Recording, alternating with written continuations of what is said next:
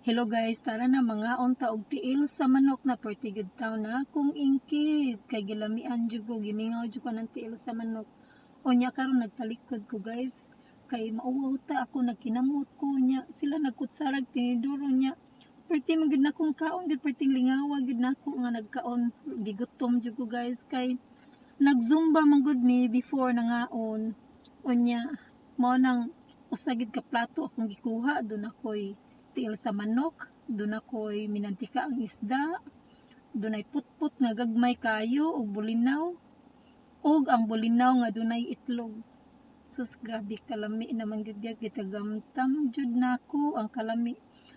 Nawa og ko'y way istoryahay, way kontra. Gilamian jud ko guys.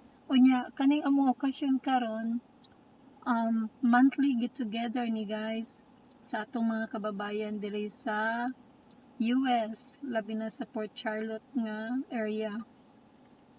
Unya nga nagayahay na lang mig pangaon kay ang lamisa gamay raman guys, so kasagaran nagbarog pod kay ang tibuok lamisa puros man nay mga pagkaon. Daghan kaysa na mga pagkaon guys, ug thank you so much sa mga nag-organize ni Jen og ni Rose og uban pa.